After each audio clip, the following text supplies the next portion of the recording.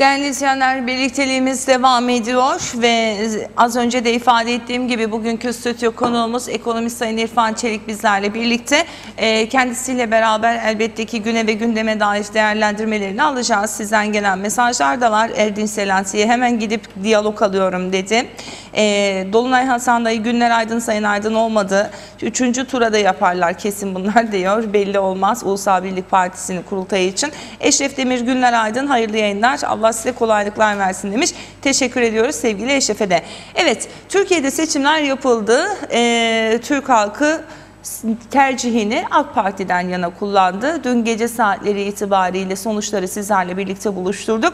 Bu sabah itibariyle yine seçim sonuçlarını Türkiye basınından da sizlerle birlikte paylaşma fırsatımız oldu. Ama bununla birlikte ekonomiye yansımaları da oldu. Özellikle döviz kurlarına yansımaları oldu. Gece saatlerinden itibaren saat 22 itibariyle dövizde bir düşüş meydana gelmeye başlamıştı.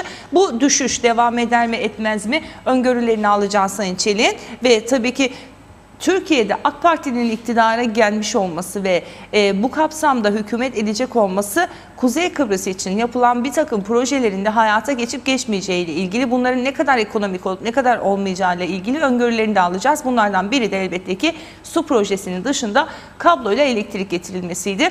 AK Parti'nin iktidarda olması demek bu projelerin de devam edeceği anlamını taşıyor aynı zamanda. Bununla ilgili bilgileri de ekonomistten alacağız. Sayın İrfan Çelik bizlerle birlikte, hoş geldiniz. Hoş bulduk.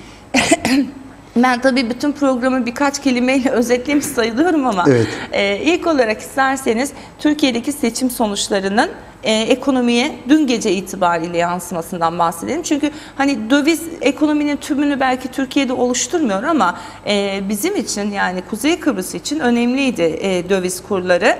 Özellikle son dönemlerde yaşanan o tırmanıştan sonra Türk lirasının erimiş olması kuzeyde özellikle çok ciddi ekonomik sıkıntılara yol açtı. Özellikle orta düzeyde geliri olan ve alt düzeyde geliri olan insanlar için döviz borçlanan bir ülkede TL kazanıp yaşamak çok da mümkün değil.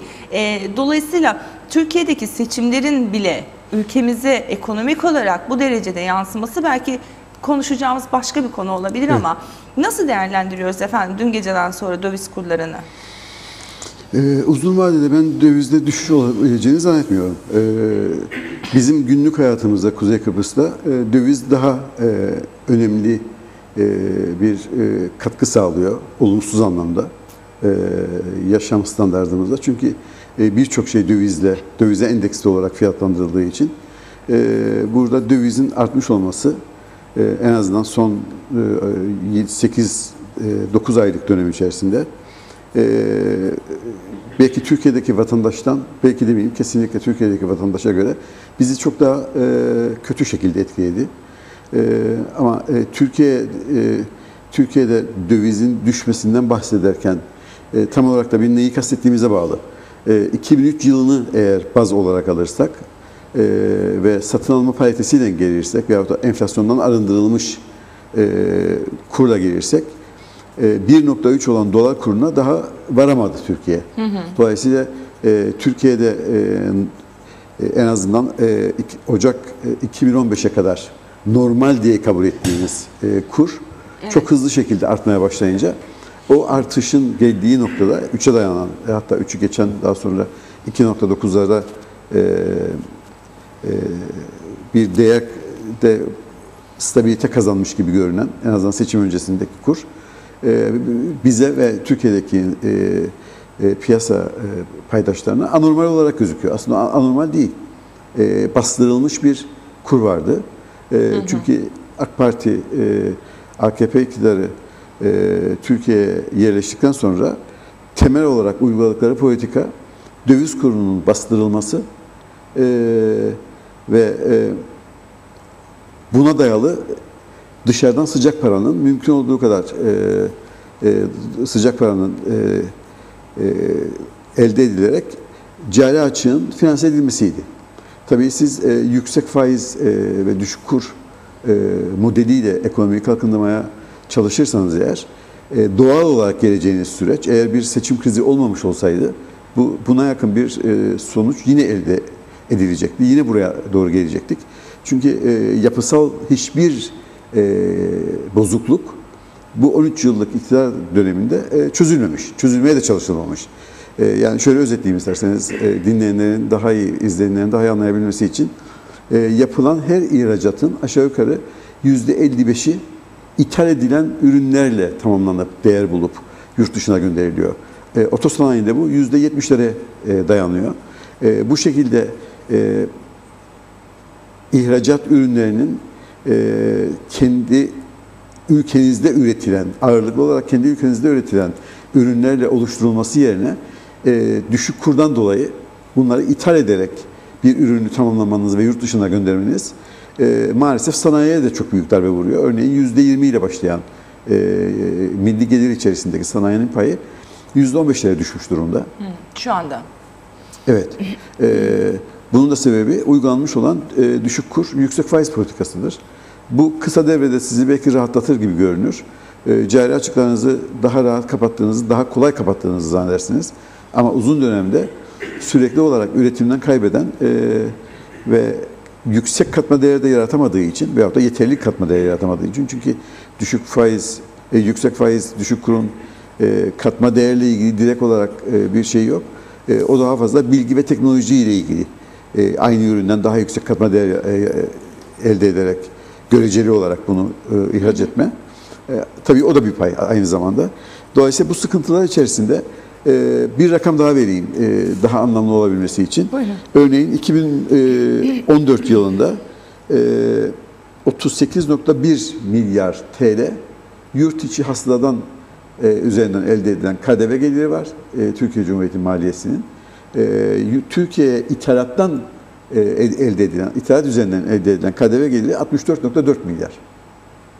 Yani tamamen dışarıya da bağımlı bir ekonomik Dış model ekonomik oluşturuldu. hareket var yani. Evet, dolayısıyla burada en ufak spekülatif bir oynama, spekülatif diyorum.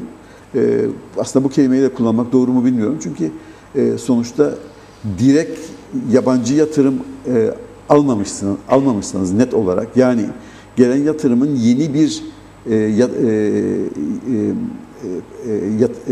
yatırımla yeni bir ürünü ortaya çıkarması, olmayan bir üretim sisteminin ya da tesisinin devreye girmesi anlamında net bir yeni yatırım değil, gelip mevcutları alan veyahut da borsada parasını Avrupa'daki düşük faiz, dünyadaki düşük faiz nedeniyle daha yüksek getirili bir değerlendirme politikası sonucu Türkiye'de borsada değerlendiren veyahut da hazine bonolarında değerlendiren bir anlayış en ufak bir sarsılmada veyahut da dövizin değer kazanması ve TL'nin değer kaybetmesi ihtimali karşısında bunu kendi varlık nedeni zaten orada yatırımdan fazla kısa dönemli çıkarlarını maksimize etmek olan yabancı sermaye hemen yurt dışına programlı bir şekilde çıkma kararını aldığı andan itibaren hiçbir şey olmasa dahi zaten bu endişe veyahut da böyle bir yol ayrımı otomatikman dövizin daha da yükselmesine sebep oluyor. Evet. Diğer her şey eşit kalsa dahi. Dolayısıyla Türkiye'nin bugünkü ekonomik yapısı itibariyle ben dövizin düşebileceğine inanmıyorum.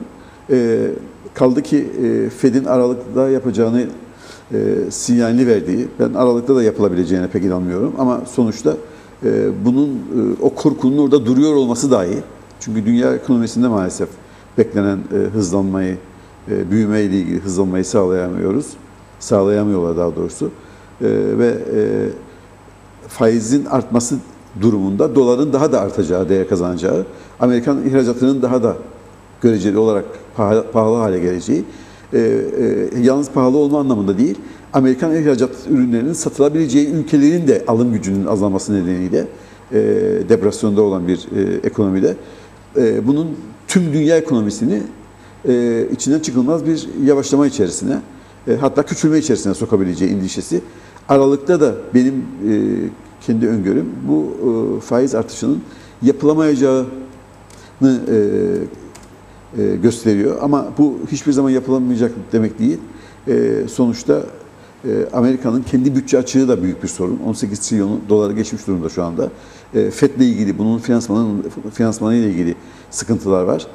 Dolayısıyla bir faiz artırımı Amerikan ekonomisine bakarak yapılabilir mi yapılamaz mı? Aralık olmasa dahi önümüzdeki sene içerisinde Çin'deki gelişmelere bağlı olarak Avrupa Birliği'nin kendi içerisinde bir türlü harekete geçiremediği hızlanma ile ilgili, büyüme hızlanması ile ilgili olumlu bir oluşursa bir yukarıya doğru hareket olma korkusu dahi veyahut da endişesi TL'yi ateş üzerinde tutmaya devam edecektir. Buradaki tek rahatlama şu anda Çin'in faiz düşürme yönünde hareketi, kendi iç talebine bağlı bir büyümeyi sağlayabilmesi için ki bu şimdiye kadar ihracat odaklı bir büyümeyken son 3-4 aydan itibaren kendi borsasında aslında olmayan bir borsa ama sonuçta bir borsa yaratmışlar. Oradaki balonun patlaması ve hava kaybetmesi sonucu iç talebi canlandırarak büyümeyi, mevcut büyümesini sürdürmeye çalışması nedeniyle Türkiye için bir rahatlama belki. Avrupa Birliği'ndeki parasal genişleme aynen devam ediyor ve devam edeceğini açıklıyor Avrupa Merkez Bankası. Çünkü beklenen büyüme oranları maalesef sağlanamıyor. Dolayısıyla faiz artmasa dahi Fed'in yapacağını iddia ettiği veyahut da bu beklentiyi yarattığı faiz artırımı olmasa dahi yakın bir gelecek içerisinde ateş üzerinde durmaya devam edecek. Çünkü yapısal sorunlar olduğu gibi duruyor. Evet. Ve yükselen bir paranın daha pahalı olmaya başladığı bir dünyada bizim yapısal sorunlarımızı aslında daha ivedilikle çözme yoluna gitmemiz lazım. Daha yüksek katma değer yaratan, daha yüksek üretime dayalı bir ekonomik ithalat ikamesini azaltan, daha az ithalatla ihracat ürünlerini yaratabildiğimiz bir modelin yaratılması lazım. Bence 13 yıl boşuna harcandı. Bu paranın çok ucuz olduğu dönemde bu yapısal değişiklikler çok daha kolay yapılabilirdi. Paranın bol olduğu ve ucuz olduğu dönemde. Bunlar yapılmadı. Tabii bunun bedelini Türkiye ekonomisi, Türkiye vatandaşları ve onlarla birlikte biz katmerli bir şekilde daha ödeyeceğiz. Ödüyoruz ne evet, yazık maalesef. ki. Öyleyse şunu söyleyebilir miyiz? Hani dün akşam dövizin düşüşüyle birlikte bir miktar oynamasıyla beraber hani birçok vatandaş özellikle adanın kuzeyinde hani bir sevinç gösterisi, bir rahatlama falan hani acaba gerçekten istikrarlı devam edecek mi etmeyecek mi şeklinde, hatta bazı arkadaşlar şey dedi ya, elimizde döviz var acaba gidip bunu çıkarsak mı düşmeye başladı falan diye. Bu şekilde seyretmeyecek diyorsunuz. Yani kesinlikle böyle olmayacak diyorsunuz. Çok kısa dönemli bakıyoruz hem yaşamımıza hem ekonomik yaşamımıza. Ne kadar zaman öngörüyorsunuz? Bakın uzun dönemli baktığımız zaman yani 10 yıllık ya da 20 yıllık bir kredi alarak, örneğin konut kredisi alarak 2002'de bir borç altına girmiş olan bir kişi bugün itibariyle net olarak hala daha karlı. Ama 2002'de değil de bunu 3 sene önce ya da 2 sene önce almışsanız bugün son olan hızlı artışla bunun geriye dönmesi mümkün mü anlamında soruyorsanız hayır, bu kesinlikle mümkün değil. Yani TL'nin tekrar 2.20'leri falan görmesi, 2.10'ları görmesi söz konusu olamaz. Dolayısıyla tüketici için, yatırımcı için, üretici için önemli olan gelirinizle hangi kurdan elde ediyorsanız gelirinizi, hangi para birimiyle o para birimiyle borçlanabilirsiniz. Borcunuzu ödeyebileceğiniz kadar o para biriminden, borç para biriminden, borçlandığınız para biriminden eğer geliriniz yoksa böyle bir riske girmemelerini tavsiye ederim. Bunun sonu çok acı olur ve birkaç kuruş kazanayım derken çok daha fazlasını kaybedersiniz. Uzun vadede çok daha fazla kayıp oluyor diyorsunuz. Orta vadede hatta bugün itibariyle kısa vadede dahi diyorum. Yani kısa vadede derken birkaç aydan bahsetmiyorum ama yani 5 yıllık kısa dönem veyahut da 10 yıllık orta dönemden bahsediyorsak eğer geliriniz hangi bir para birimindense o para birimiyle borçlanmanız en doğrusudur düşüncesindeyim. Aslında Merkez Bankası'nın bu konuda bunu bir genelleme ile bir emirname ile yürürlüğe sokması gerekiyor. Çünkü bu yapılmadığı takdirde başka bir yapısal sorunla karşı karşıya olacağız. Tasarruf sahibi parasının değerinin kaybolması için parasını döviz olarak tutarken bankalarda borçlanmak isteyen TL olarak borçlanacak. Dolayısıyla bankadaki mevduatın yapısı bakımından da sıkıntı çıkıyor. Böyle bir genel emirname olmadığı takdirde böyle bir uygulama bu paranın hem mevduattaki faizi itibariyle elde edeceğiniz faiz, çünkü döviz olarak plase edemediğiniz bir parayı daha düşük faizle vermek durumundasınız. Dolayısıyla daha düşük bir faizle de almak durumundasınız. Evet. Ama bugünkü haliyle bankaların da çok kolay olduğunu zannetmiyorum durumunun. Çünkü bir taraftan döviz olarak borçlanan ama en ufak bir sıkışmada yandım Allah bunu TL'ye çevirmek istiyorum diyen, diğer taraftan da bankaya baktığınız zaman döviz olarak aldığı bir mevduatı döviz olarak plase etmeye çalışan, dolayısıyla faiz yapısını hem kredide hem mevduatta ona göre ayarlayan bir yapı var şu anda. Evet. Burada Merkez Bankası'nın kesinlikle yönlendirmesine ihtiyacımız var diye düşünüyorum. Sayın Çelik, şunu merak ediyorum. Katılım bankacılığını Kuzey Kıbrıs Türk Cumhuriyeti için iyi bir model olduğunu düşünüyor musunuz? Mesela Türkiye'de bir havuz sisteminde işte İslamik bir katılım bankacılığı diye bir sistem var. İşte oradaki yine faiz oranları oldukça düşük görünüyor. Bunun Kuzey Kıbrıs Türk Cumhuriyeti içinde düşünüldüğü, hatta şu anda bazı çalışmalar yapıldığı söyleniyor. Bu bizim ülke için çok uygun görür müsünüz siz bir ekonomist Bakın olarak? burada katılım bankacılığı ile aslında normal bankacılık arasında benim şahsi görüşüm pek bir fark olmadığıdır. Burada önemli olan finans sistemimizin verimli çalışıp çalışmaması, gerekli denetimlerin yapılıp yapılmaması ve piyasadaki faizin belirlenmesinde Merkez Bankası'nın daha güçlü bir elle, daha yönlendirici, kontrol edici ve mevduatla kredi faizi arasındaki makasın açısının daraltılması yönünde bir gayret sarf etmesi lazım. Bu yalnız bizim ülkemizde olan bir sorun değil. Gelişmekte olan ülkelerin belki tümünde, gelişmiş ülkelerde de aynı sorun var. Milyarlarca sterlin ceza ile şu anda İngiltere Merkez Bankası İngiltere'deki bankaları cezalandırıyor. Tüketici yanıltıldığı için, ödemesi gerekenden daha yüksek poliçelere faiz ödediği için veyahut da o poliçenin hazırlanmasında imza öncesinde doğru bilgilendirme yapılmadığı için. Evet. Burada finans piyasasında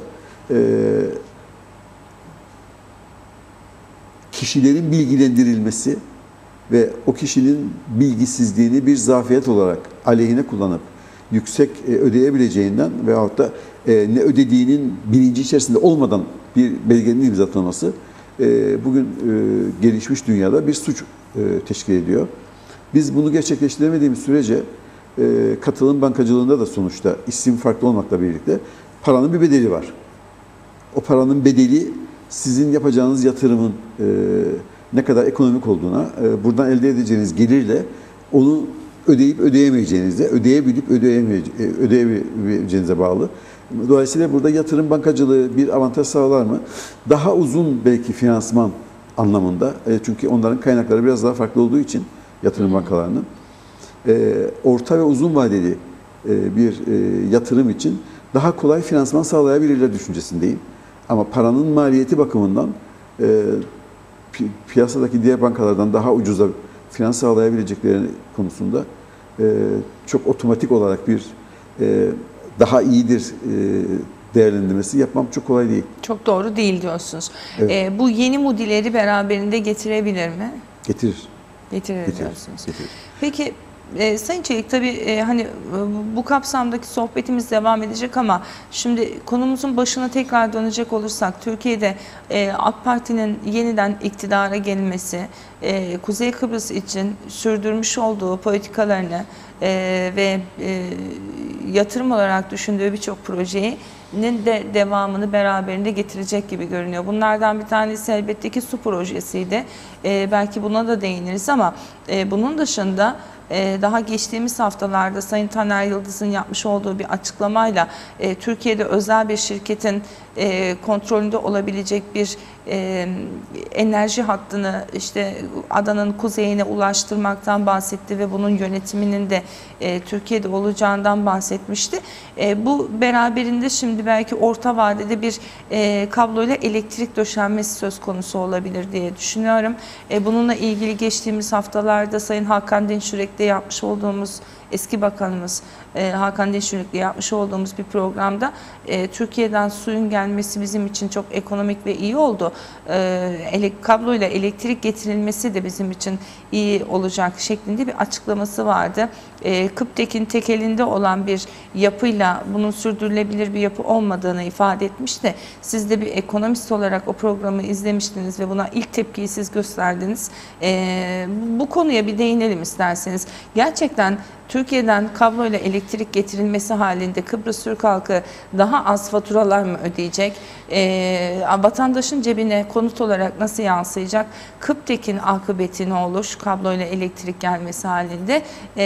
Diyelim ki her şeye rağmen geldi. Bizim Kuzey Kıbrıs Türk Cumhuriyeti'ndeki sistemimizin nasıl olması gerekiyor? Yani bunu kontrol altında nasıl tutacağız? Rekabet edilebilirlik açısından Kıptek şu anda böyle bir şeyle karşı karşıya kalırsa ne olur? Tüm bunların cevaplarını böyle gerçi çok uzun, çok fazla soru sordum ama sorun değil. Bunlar hep aklımızda olan sorular. Evet, suyun buraya gelmiş olması eğer doğru kullanabilirsek gerçekten büyük bir stratejik avantaj Kıbrıs Türkiye için. Ama Hakan Bey'in bu yöndeki suyla ilgili ifadesinden sonra söylediklerinin tümü maalesef yanlış yanlış bilgi üzerine veyahut da kasıtlı olarak halkı yanıltmak üzerine kurulmuş bir söylemdi sizinle yaptığı program. Kendi konularını gündeme getirmeyen, çevreyle ilgili yapılması gereken birçok şey varken ve çok yakın bir geçmişte de yaşadığımız Aksa'nın petrol alırken denizde yarattığı kirlilikle ilgili bununla ilgili hiçbir şeyi gündeme getirmeyen, bunun tekrarlanmaması için yasal mevzuatla ilgili hiçbir çalışma yapmayan, en azından benim bu konuda açıklamasını duymadığım bir çevre bakanı ama üstüne vazife olmayan bir konuda her nedense onu çıkıp kendinin açıklaması gerekir. Bilmeden görüş veriyor. Maalesef bu üzücü. Kıbrıs Türkiye için de üzücü. Politikacıların yarattığı güvensizliğin en büyük kaynaklarından bir tanesi bu. Bilmeden fikir sahibi olma ya da olduğunu zannetme. Bir kere ilk önce şunu söyleyeyim. Kıbrıs gibi küçük olan, Kuzey Kıbrıs gibi küçük olan ekonomilerde elektrik üretiminin, iletiminin, dağıtımının ve satışının monopol olduğu bir gerçek. Bu doğal bir monopoldur. Bu yalnız Kıbrıs için geçerli değil. Bizimle benzer durumda olan Malta var. Orada da mesela şu anda yeni tamamlandı. Kara Avrupası ile yer altından kabloyla enterkonekte sistemin oluşturulması. Bu yatırımın benzerini ilk olarak Isle of Man yaptı İngiltere'den. Ve %86'sını enerjinin hala daha termik santralından elde ediyor.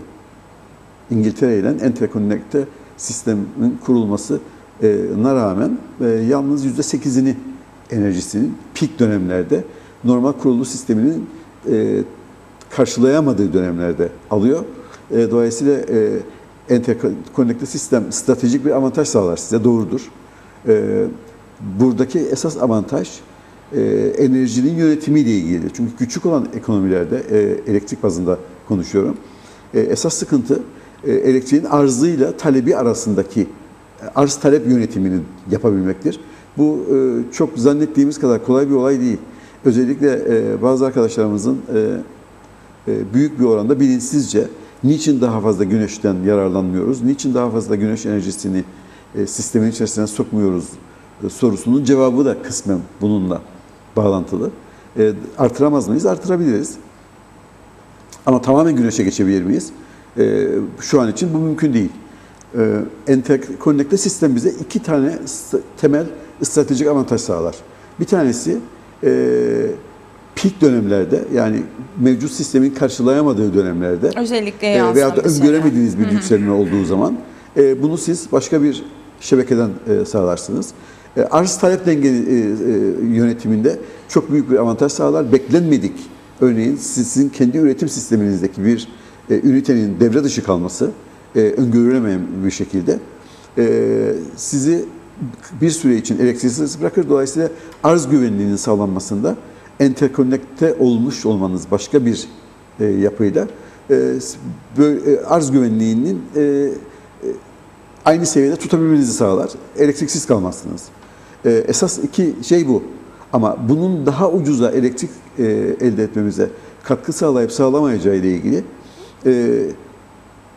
şu an için $400 alırsak eğer fuel oil'in toplam fiyatını, ki bunun aşağılara doğru ineceği beklentisi var şu an için. Orta vadeden bahsediyorum. Ama $400 aldığımız zaman şu an dahi bunun feasible olmayabileceği, yani başa baş gibi bir durum var. Hatta çok da rentable olmayan bir durum var. Bu yalnız şeye bağlı değil, fuel oil'in yakıt fiyatına bağlı değil. Bu karşı tarafın enerji maliyetlerine bağlı bir sepet olarak. Şöyle söyleyeyim, Türkiye eğer Akkuyu nükleer santralının, hepimizin karşı çıktığı bir santralın kurulması durumunda Ruslardan veyahut da kurulacak olan ortak şirketten oradan enerjiyi almayı $12,5 sent olarak tahayyül etmiş durumda. Halbuki bu maliyetlerde, yani Türkiye'ye kabloyla bağlanma, enterkonekte anlamında söylüyorum bunu, iki yönlü elektrik alışverişinin olması kaydıyla tek yönlü olarak bağlanırsanız bu bir tek ucuz enerji alma anlamında size yardımcı olur. Onun dışında siz kendiniz üreteceğiniz güneş enerjisinden elde edilebilecek ve dünyanın en avantajlı ülkelerinden biri olduğumuz ısıl enerji bakımından bir avantajı kullanamayacak durumda kalırsınız. Dolayısıyla tek yönlü bir alış değil, alışverişin sağlanabileceği ve beş parmakların bütün güney cephesinin güneş enerjisi üretim istasyonları olarak oluşturulabileceği, hatta fotovoltaik sistemin de ötesinde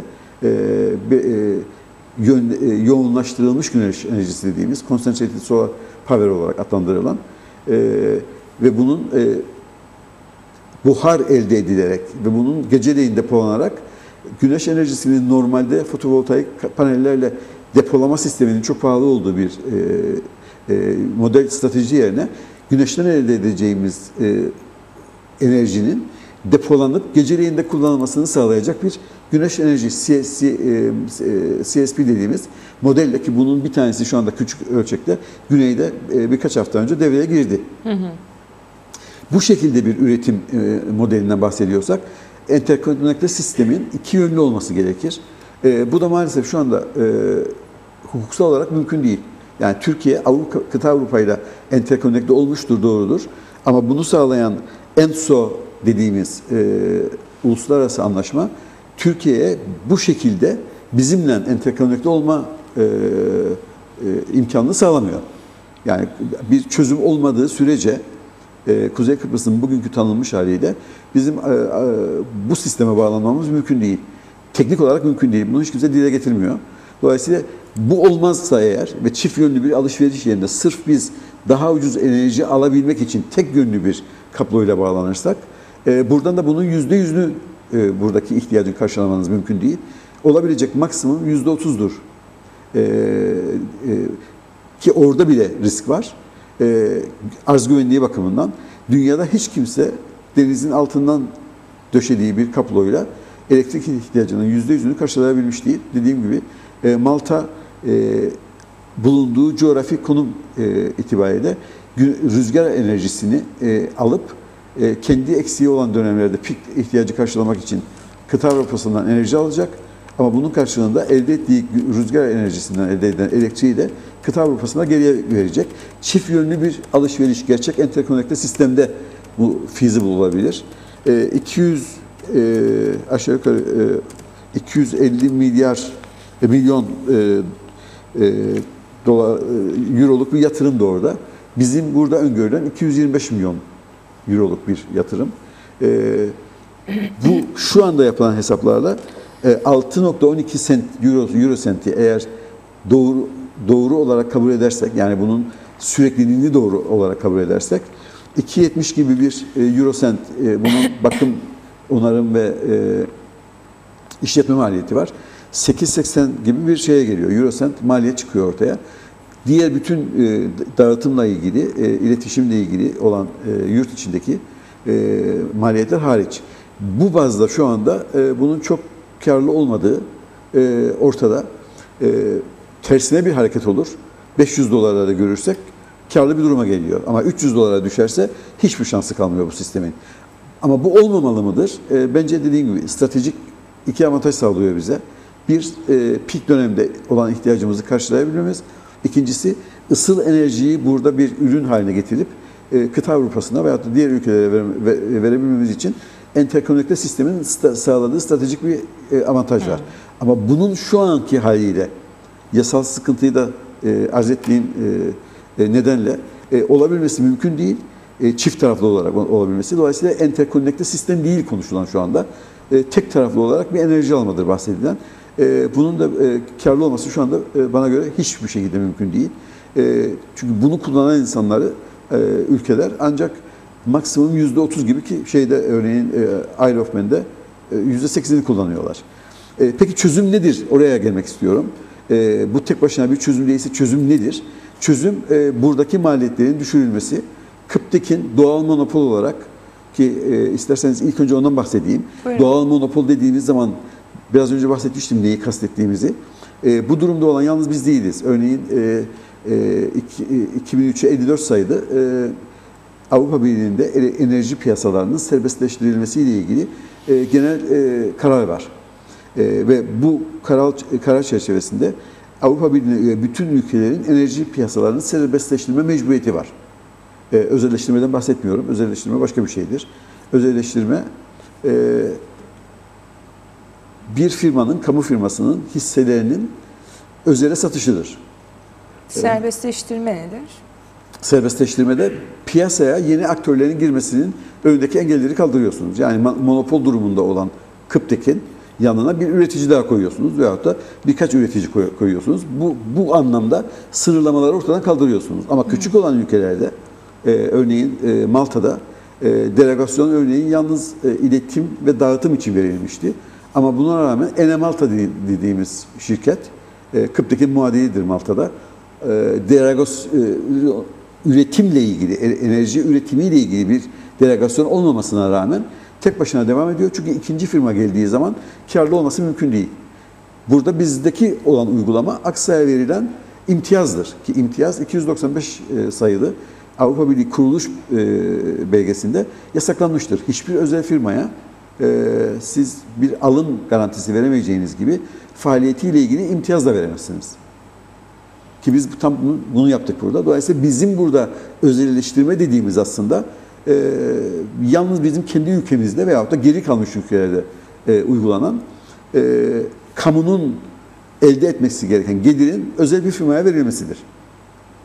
Şimdi burada Aksa'ya bir enerji ihtiyacı vardı. Bunu karşılayamadığı için 2002'deki iktidar geçici olarak bir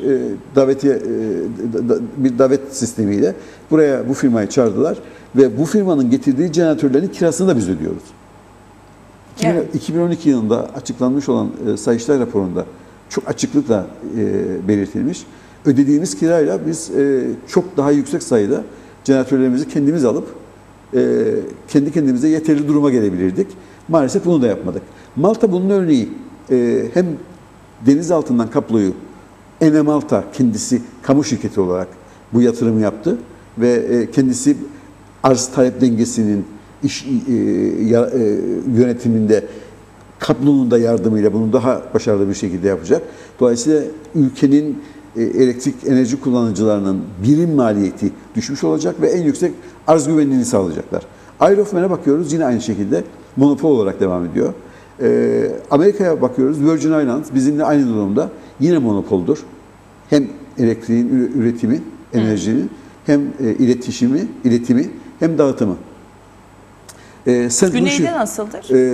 Güneyde monopoldu. Şu anda derogasyon alma hakları da vardı. Almadılar. Şu anda Troika özelleştirmeye çalışıyor. Bunun bedelini ödeyecekler. Yani ucuzluk olarak gelmeyeceği kesin. Tabii onların yapısı bizden biraz daha büyük hacim olarak. Ama St. Lucia'ya bakıyorsunuz Karibiyan'da yine bizim gibi yine monopol durumda. Porto Rico'ya bakıyorsunuz yine monopol. Hem üretimi, hem iletimi, hem dağıtımı. Dolayısıyla burada doğal monopol olmayan durumlarda dahi, yani Amerika'da New Tennessee Valley dediğimiz 1939'dan beridir kamu şirketi olarak elektriği üreten, ileten ve dağıtan. Nebraska eyaletine bakıyorsunuz, 125 yıldır elektrik enerjisi üretildi. O eyalette kamunun yönetiminde ve %23 daha ucuza elektriğini tüketicisine ulaştırıyor. Özel üreten firmalarla karşılaştırdığınız zaman. Burada önemli olan kamunun mu, özelin mi elinde olacağı değil, bu yönetimin ehil ellerde olup olmadığıdır. Dolayısıyla bu anlamda özel yapı çok önemli. Bu yalnız Kıptek'le olan bir sorun değil. Suyun yönetiminde de aynı şey söz konusu. Hollanda'da niye su yönetimi kamunun elindedir? İsrail'de su yönetimi niye kamunun elindedir? İki tane tarımın hayati önem taşıdığı ekonomiden bahsediyorum. Hollanda'nın 75 milyar euro tarımsal ihracatı var.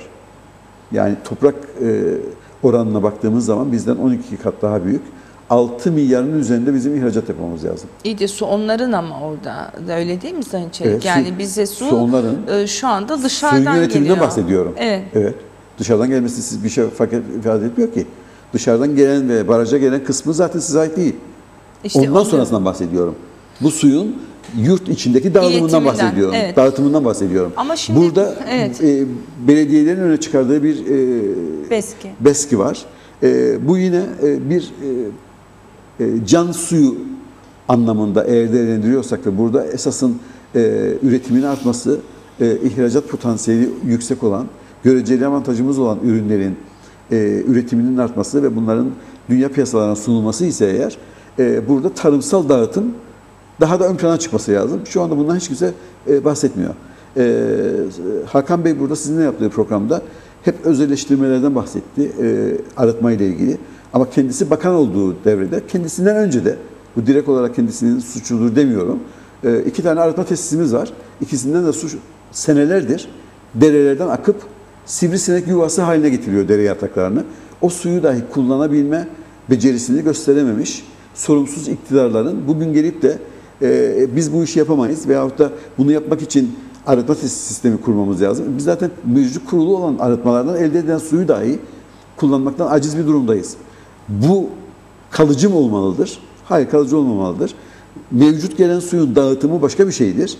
Bu suyun dağıtımıyla birlikte genel su yönetimi içerisinde suyun evlerden gelen suyun tekrar arıtılarak kullanılabilir hale getirilmesi ve su verimliliğinin yükseltilmesi anlamında bir arıtma tesisinin veya da ek arıtma tesislerinin yatırıma ihtiyacı olması başka bir şeydir. Tamam da arıtımla ilgili yatırımda eğer sıkıntınız varsa bunun finansman yöntemleri bellidir. Burada kamu özel ortaklığı da yapabilirsiniz o arıtma tesisiyle ilgili. Ben yine bu kamu yapabilir düşüncesindeyim ama kamunun finansmanla ilgili bir sıkıntısı varsa onun yapılması başka bir şeydir. Suyun dağıtımı başka bir şeydir. Yani biz sapla samanı burada karıştırmış durumdayız.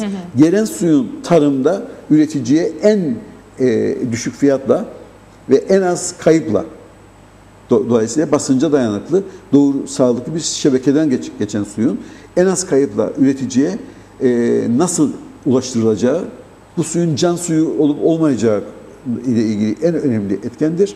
İkincisi, evlere yapacağımız dağıtımda belediyelerin mevcut sistemini ile bu suyu entegrasyonunu nasıl yapabiliriz? Sistemde ne kadar kaçak var? Şu anda hiçbir şey belli değil. Hep havadan atılıyor rakamlar. Gerçekten %40 gibi bir kaçak varsa bu gerçekten toplum içinde, hepimiz için de bir utanç. Yani biz senelerdir burada su yerel olmayan bir ülkede yönetimlerin de payı var. Yani payı var, evet. Sadece hükümetlerin değil veya ilgili hepsimizin bakanlıkların payı değil. var. O zaman nasıl güvenecek bu toplum? Yani eğer gerçekten %40'lık bir kaçak var ise sizin de değindiğiniz gibi ve ben bilmiyorum, duyduğumu söylüyorum. tabii duyduğunuzu söylüyorsunuz ama %40'lık bir kaçak varsa ve hani suyun olmadığı bir ülke haline geldiysek, ada ülkesi olmamız çok enteresan zaten. Evet. Susuz olmamızın bir garipliği de orada. Yani bugünlere kadar denizden su arıtma tesisleri dahi kurulabilirdi. Hiç kimse de susuz kalmazdı. Yani biz biraz da çok hoş olmayacak ama hani tembellikten yapmıyoruz bazı şeyleri. Sonra birileri gelip bizim adımıza yapınca o zaman da niye bu yaptı diyoruz. Yani bizim mentalitede bir sıkıntımız var. Yani gerek yerel yönetimler olsun gerekse çünkü hani yerel yönetim mesela şu anda Gönyeli'de su Türkiye'den gelen su Gönyeli'de işte verilmeye başlandı çeşmelerden. Sayın Ahmet Benli bir açıklama yaptı. Dedi ki bu suyu içmeyin. İçecek su değildir. Biz size hani haber vereceğiz suyu ne zaman içebileceğinize dair. Ama çeşmeden de o su akıyor. Evet. Çeşmeyi açtığınız zaman hemen altına bir şişe koyun. Bildiğiniz çamur akıyor. Yani siz bize diyorsunuz ki çamurlu suyla yıkanın, dişlerinizi o çamurlu suyla fırçalayın ama içmeyin. Ya böyle bir mentalite olabilir mi? Yani bunun karşılığında bu suyu kullanmak mecburiyetinde kalmış olan insanlar ne yaptılar? Bir reaksiyon hiçbir gördünüz mü? Görmedim. Bakın sadece şikayet var. Demokrasinin iki temel sorunu var. Hatırlar mısınız? Zannediyorum Aysun Kayacı'ydı. Bundan 5-6 sene önce, belki 6-7 sene önce bir açıklama yapmıştı. Dağdaki çobanla benim oyun nasıl eşit olabilir diye. Türkiye'de yer yerine oynadı. Evet. Aslında demokrasinin en temel iki sorunundan bir tanesine parmak basmıştı ve bu sorunun cevabını demokrasi bulamıyor. Bilinçli, bilgi sahibi ve bilinçli bir vatandaş değilseniz eğer nasıl bilinçli ve bilgi sahibi bir vatandaşla eşit oya sahip olabilirsiniz? Bunun cevabı şu anda yok. Demokrasinin en büyük aşmazlarından bir tanesi. İkincisi çoğunluğun idaresi mi? Çoğulcu bir idare mi? Bu da ikinci aşmazı demokrasinin. Dolayısıyla kendi kendimizi yönetme anlamında eğer kaliteli ve geniş hem dikey hem yatay bir doğru örgütlenme ortaya koyamıyorsa insanlar, yerel yönetimlerden başlayarak ondan sonra da ülke genelinde böyle bir yapıyı ortaya koyamıyorsak ve ülkemizin kendimizin idaresine sahip çıkamıyorsak, meclise gönderdiğimiz insanların yaptıkları ya da yapmadıkları, söyledikleri ya da söylemediklerinden dolayı onlara hesap soramıyorsak, çamurlu akan bir sudan dolayı gidip belediyeyi kapatamıyorsak, abluka altına alıp oradan çıkmalarını engelleyemiyorsak, bunun hesabını soramıyorsak eğer, buradan bu soruyu bana sormanızın bir anlamı yok. Evet. Halk neye layıkse o şekilde bir idare tarafından idare edilecek. Çamurlu suyla da yıkanacak. Su bulmadığında belki birazcık daha fazla sesi çıkıyor. Ödeyip almaya çalışıyor. Ama biz şöyle temel bir sıkıntı var. Senelerdir arıtmadan çıkan ve akan bir suyu değerlendiremeyecek kadar bilinçsiziz. Başta siyasilerimiz olmak üzere. Yeraltı kaynaklarımızı sorumsuzca fazla tüketerek tuzlandırmış durumdayız. Yani bırakınız kendimize, çocuklarımıza bir şey bırakmayı, kendi kendimizin hayatını da aort damarınızı kesmeyle eşdeğerdir aslında. Yer altındaki suyu sorumsuzca fazla kullanarak o suyun tuzlanmasına neden olma. Ama bunun da ötesinde suyun erişiminin maliyetinden çok daha yüksek olacak. Suya erişim maliyeti çok daha yüksek olacak. Suyun fiziksel olarak bir yerden elde edilmesinden veyahut da suyun yer altından çıkarılmasından erişemeyeceğiz suya. Çünkü su yok. Yani dünya su savaşlarına doğru son sürat ilerliyor. Bunun için daha bilinçli bir su kullanımı, yüzünüzü yıkarken, tıraş olurken, dişlerinizi fırçalarken gerçek ihtiyacınız olanın en az 5 mislini, duş alırken en az 10 mislini harcıyoruz. Çünkü aslında kullanmadığımız ama akan bir su var. Evet. Sürekli olarak kireçli sulardan dolayı akıtan musluklarımız var. Su yönetimi yalnız arzla ilgili kısmın yönetimi değildir. Su yönetimi, su verimliliği, su tasarrufu bir bütündür. Dolayısıyla burada bunun özele verilmesi gibi, çok özür dilerim, aptalca bir düşünce olamaz, olmamalıdır. Eğer toplumsal bir yaşam içerisindeysek, kendimizi bir toplumun parçası olarak görüyorsak ve kendi kendimizi idare etme gibi bir iddiamız varsa eğer, yoksa diyeceğim bir şey yok. O zaman anahtarı birine teslim edersiniz. Kime vermişseniz de ondan beklersiniz. Ama kendi kendimizi idare ettiğimiz iddiasındaysak ve bir demokratik sistemin içerisinde demokratik bir yaşamdan bahsediyorsak eğer, toplumsal bir, kamusal bir ürünün yönetiminden bahsediyorum. Bakın, bu suyun kaynağı çok farklı yerler olabilir. Ama bunun halka dağıtımı, üreticiye eriştirilmesi, bunun en az kayıpla, en hızlı şekilde ve en düşük maliyette halka veyahut da üreticiye ulaştırılabilmesi kamusal bir yöntemle olabilir. Burada yalnız bana gelen suyun metreküp fiyatı da önemli değil. Tabiattaki biyoçeşitliliği koruyabilmem, hayvanların yaşamını koruyabilmem, doğal dengeyi koruyabilmem için belki bir miktarı bu suyun dereden doğal olarak akıp gidecektir. Dere vazifesini görecekse eğer. Dolayısıyla buradaki maliyet tek bir arıtma tesisinin maliyetiyle değerlendirilemez. Sistemin tümüne bakmanız lazım. Elimizdeki kaynağı en doğru şekilde, en az kayıpla, gelen yağmuru en fazla şekilde toprakla nasıl tutabiliriz? Toprak erozyonunu nasıl önleyebiliriz? Dolayısıyla burada suyun yönetiminden de önce ortaya konması gereken toprağın yönetimidir. Hangi bölgedeki toprakları hangi maksat için ve orada bundan sonra daha alışmamız gereken hızlı sağanak yağmurlarla gelip toprağı alıp götüren ve topraksız kalma gibi veyahut da çölleşmiş bir toprakla karşı karşıya kalma gibi bir sorunla karşı karşıyayız şu anda. Bütün bunlar kamusal bir ürün olan suyun, çünkü seçiminiz yok, üretim için kullanmak durumundasınız, yaşamak için kullanmak durumundasınız. En az maliyetle, kar güdüsü olmadan, kar amacı olmadan kamuya nasıl eriştirilebilir? Bunun dahi hesabını eğer yapamıyorsa bu toplum, o zaman ne demokrasiden bahsedebilirsiniz, ne kendi kendimizi yönetmekten bahsedebilirsiniz. Ama geçmiş maalesef sicilimiz bu konuda çok da doğru bir rapor koymuyor önümüze. Bununla devam edebilir miyiz? Devam edemeyiz. Zaten hiçbir anlam bakımdan bu şekilde devam edemeyiz. Sorun yalnız suyun yönetimi veyahut da enerjinin yönetimi değil. Sorun kendi kendimizin yönetimi. Evet, kesinlikle size katılmakla birlikte şu anda mevcutta böyle bir şey görebiliyor musunuz Sayın Çelik? Yani şu anda bir hükümet var. İşte Ulusal Yani Birlik bana Partisi... şunu soruyorsanız eğer, Kıbrıs Türkleri arasında bu suyun yönetimini yapabilecek bilgide, donanımda insan yok mudur diye soruyorsanız kesinlikle buna katılamam. Yok. Bu toplum bunun yönetimini yapmalı mıdır, yapmamalı mıdır? Yapmalıdır, yapabilmelidir. Yapabilir miyiz? Yapabiliriz ama mevcut siyasi yapı ya da geçmişteki siyasi yapılar maalesef birçok bakımdan bizi yanlışlara soktu. Sorduğum soru şu, Evet. Yani şu anda zaten sonuç itibariyle mevcut siyasi bir yapımız var. Ben demiyorum Kıbrıs Türk'ünün okumamış, cahil, bunları yönetemeyecek, eğitime veya böyle bir eğitime sahip değiller, böyle bir şey yok. Elbette ki var. Bugün bu ülkede çok güzel yerlerde masterlarını yapmış, üniversitelerde okumuş, bunu bitirmiş, lakin gidip bankacılık yapan veya gidip belediyede çalışan, bugün sokak süpüren, onları da hani yanlış anlaşılmasın ama bugün sokak süpüren teknisyenler var. Yani bundan bahsetmiyorum. Elbette ki böyle insanlarımız, değerli insanlarımız var. Bunu yapabilecek kapasitede insanlarımız var. Ama mevcut sistem ve hükümet bu insanlara izin verecek mi? Aslında sorun bu. Yani siz böyle bir şeyi öngörebiliyor musunuz?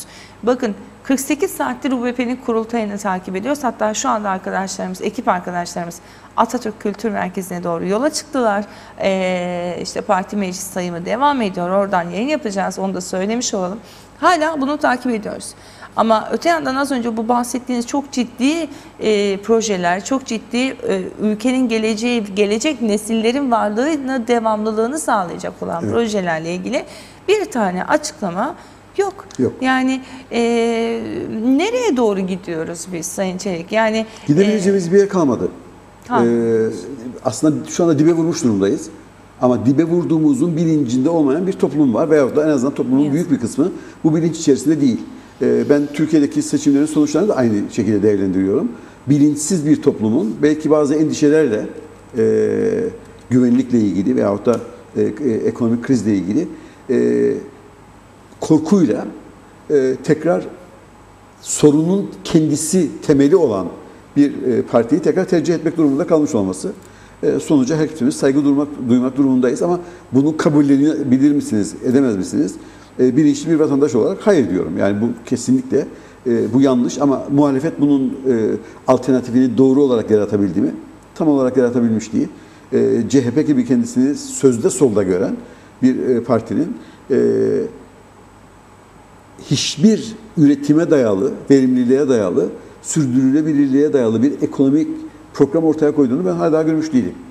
Yani lojistik merkezi olmaktan bahseden zavallı bir düşünce seçimlere giriyor ve Türk halkına, Türkiye Cumhuriyeti vatandaşlarına umut vaat etmeye çalışıyor.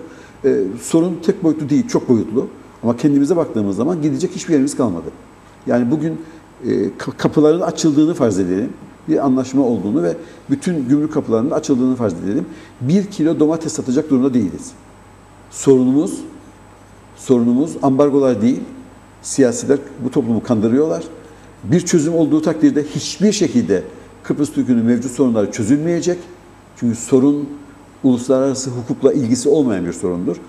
Evet, AB ülkelerine bir ihracat yapmak istiyorsanız eğer biraz daha fazla gümrük vergisi ödemek durumundasınız. Ama rekabet gücü olan ürünlerimiz nar gibi örneğin doğru bir örgütlenmeyle GAP sertifikasyonu aldığı için şu anda talebi karşılayamıyor.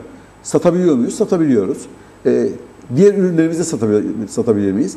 Bütün ürünlerimizi satabiliriz. Çünkü Tanrı'nın verdiği bir özel avantaj var burada. Erkencilik, çok bereketli topraklar.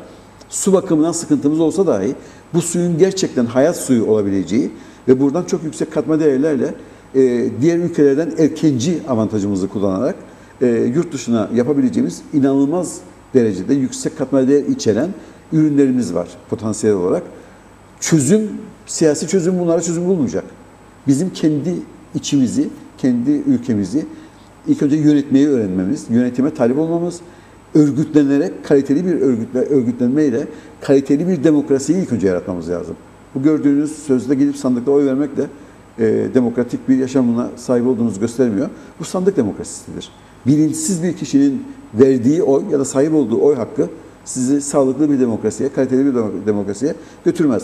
Bunun sonucunda da işte bana bu soruları sorarsınız. Geçmişte yapamadığımız için bugün yapabilecek miyiz sorusunu soruyorsunuz. Yapamamamız için bir sebep var mı? Seçimle de olmuyor Sayın Çelik. Yapamamız için elbette ki sebep yok. Ama gidip biz geçmişten bugüne kadar benzer veya aynı iktidarları deneyimlememize rağmen parlamentoya gönderiyorsak bugün 60-70 yaşında olan bir başbakan gençleştirme diye bakanlarını dahi değiştirebiliyorsa bugün Sayın Birikim Özgür'ün fikirleri veya işte daha önce bakan olmadan önce yapmış olduğu beyanatlar beğenilmediği için Maliye Bakanlığı'nın altında 2 ayda 3 ayda Kıptek çekilip başka bakanlığa veriliyorsa biz değiştiremeyiz o zaman, biz yapamayız bunu. Çünkü seçimle de olmuyor. Seçtiğimiz insanla tekrar aynı şeyleri yaşıyoruz. Bizde Sayın Tayyip terapiye ihtiyaç var dedi başka konularla ilgili ama galiba kendi iş meselemize çevirmemiz lazım bunu. O terapiye hepimizin galiba ihtiyacı var. Hani o sizin dediğiniz o demokrasiyi doğru kullanıp kullanmama noktasında evet, sarf edilen sözler hani bugün adanın kuzeyi için taşlar yerine oturmuş gibi görünüyor yani. Evet, maalesef yeteri kadar bilinçli bir... Yani düşünün, Maliye Bakanı Ahmet Başoğlu'ydu bizim ülkede. Geçtiğimiz günlere kadar Kıptek kökenli bir beyefendi. Kıptek alınıp onun altına getiriliyor. Sonra aynı CTP Sayın Birikim Özgür'ü Maliye Bakanı yapıyor. Ben Birikim Özgür'ü başarılı buluyorum, onu söyleyeyim. Yanlış anlaşılmasın yani. Ve Sayın Birikim Özgür'ün işte Kıptek'le ilgili yapmış olduğu açıklamalar, ekonomik programla ilgili yapmış olduğu açıklamalar tam hani liberal sol yaklaşımı var Sayın Özgür'de. Kıptek bir bakıyorsunuz, bakın yani bu kadar keyfiyat olabilir mi? Ben vazgeçtim diyor. Alıyorum Kıptek'i oradan başka bir bakanlığın altına götürüyor. Alakasız bir bakanlığın altına götürüp veriyoruz. Yani sanki böyle bir dama oynanıyor veya satranç oynanıyor. Oradan oraya, oradan oraya. Biz böyle vakit öldürürken başkaları da gelip bizim adımıza bu ülkeyi yönetiyor. Ama bunu da bizim iktidarlar yapıyor.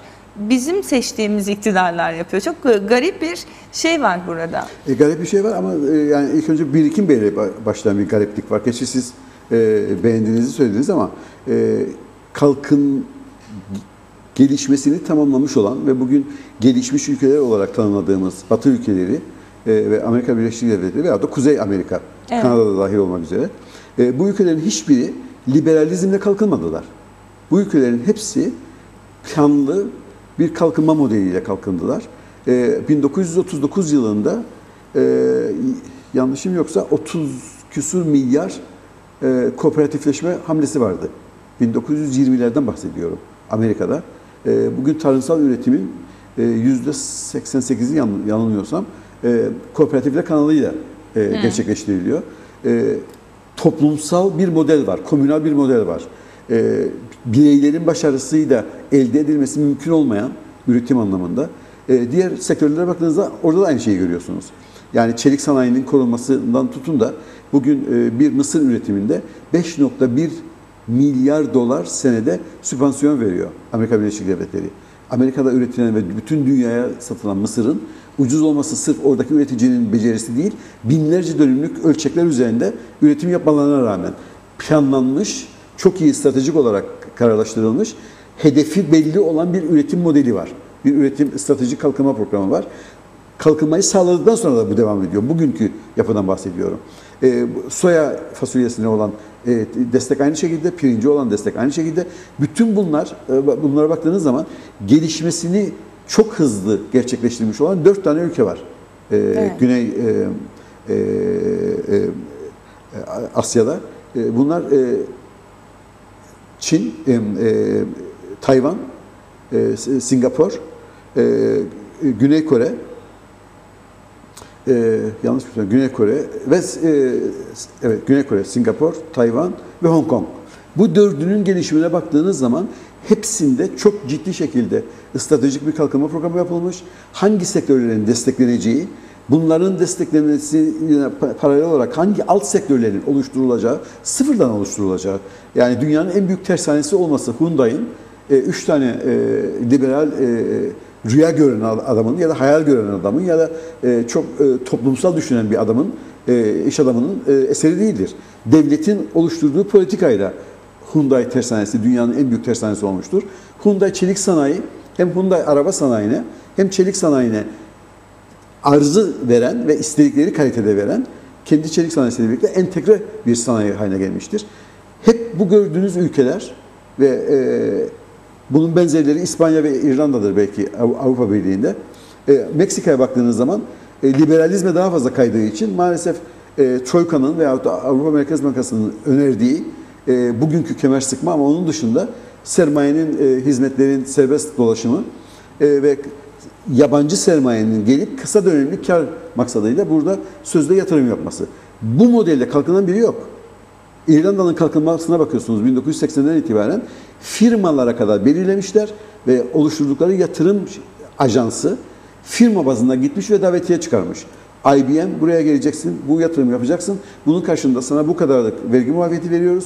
Üretimin burada olması kaydıyla bütün bunların alt sektörleriyle eğitime çok büyük yatırımlar yaparak ekonomisini entegre etmişler. Sektörel bazda eğitim de bunun en büyük bel kemiğini oluşturmuş.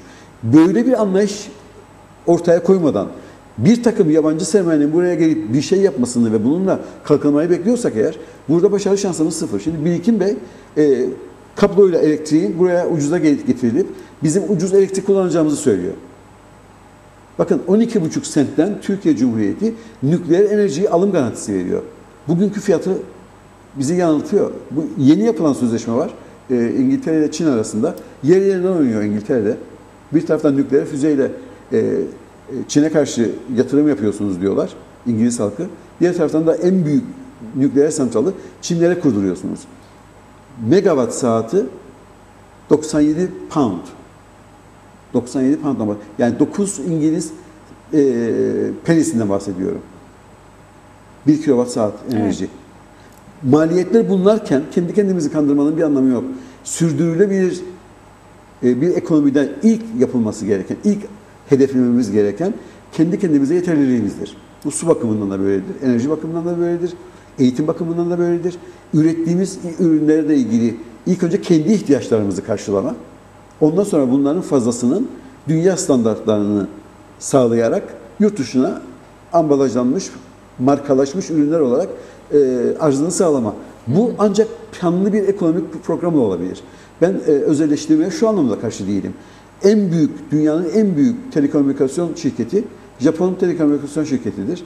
Dünyanın en ucuz ücretiyle internetinden, geniş bant internetten telefon hizmetlerine kadar bütün Japon halkına, kırsal sektörün her bir noktasına bunu sağlar. Hisselerinin bir kısmını özelleştirmiştir, doğrudur. Dünyanın en büyüğüdür. Ama kamu şirketidir.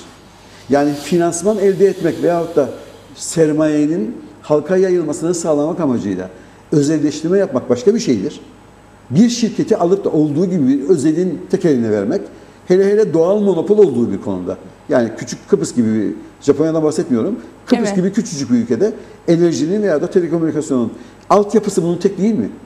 Yani telefon dairesinin altyapısı bugün yabancı bir firma gelirse tekrar aynısını yapmak durumunda değil mi? %80'lik kabloların zaten özel döşüyor şu anda Sayın Çelik. Kimin döşediği önemli değil. Kendi döşemiyor Kimin döşediği önemli değil. Yani parça Kimin parça döşemesi gerektiği önemli.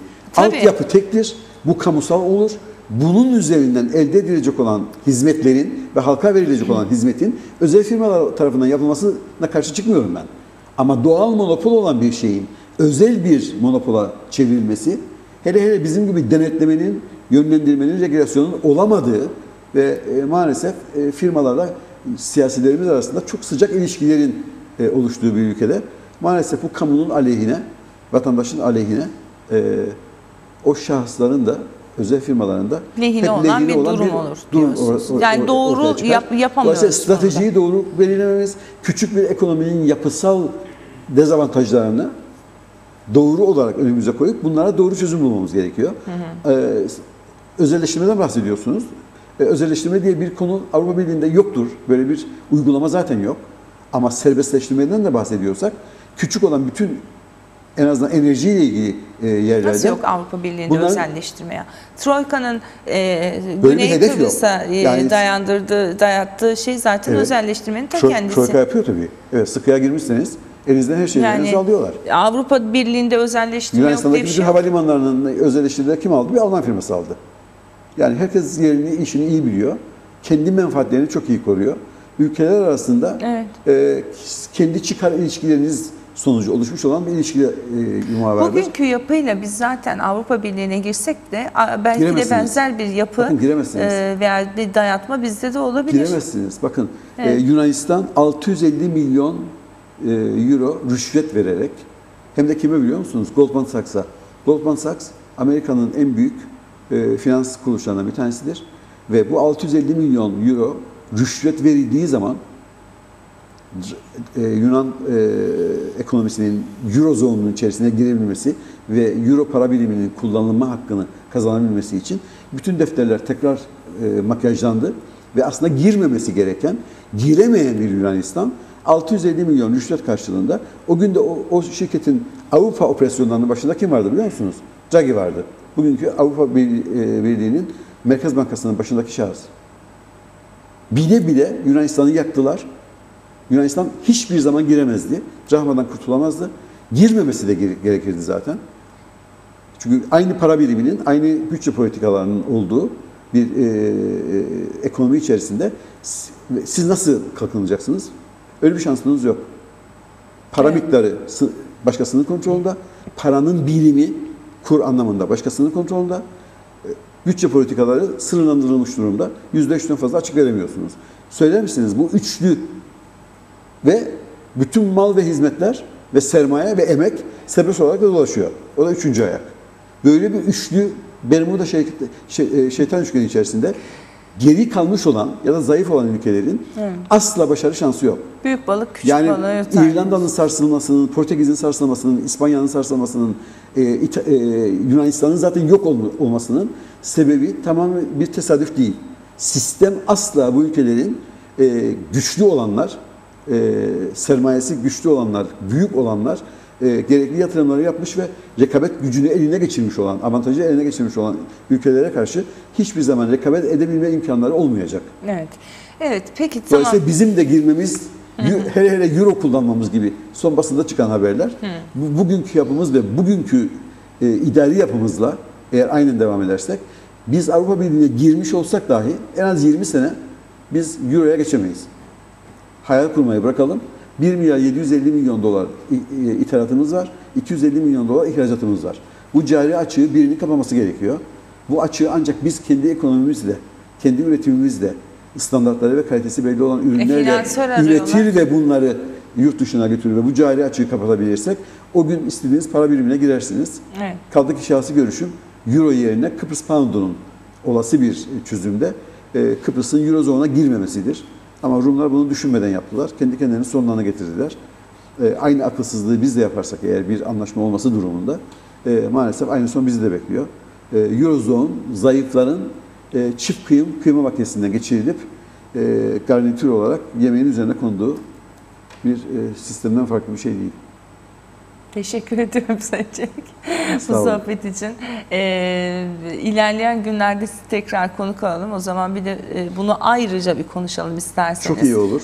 Ülkedeki hani bankacılık sistemi, piyasa yapıları. Evet, bizi ne bekliyor bir anlaşma durumunda? O anlaşmadan olursa, beklenen çözümün aslında çözüm olmadığı, ilk önce kendi içimizdeki sorunları çözmemiz gerektiği. O gün zaten eğer eşit duruma gelmişse... O zaman gelecek hafta yapalım. Memnuniyetle. Programdan sonra konuşalım, toparlayalım. Arkadaşımız yönetmen uyardı.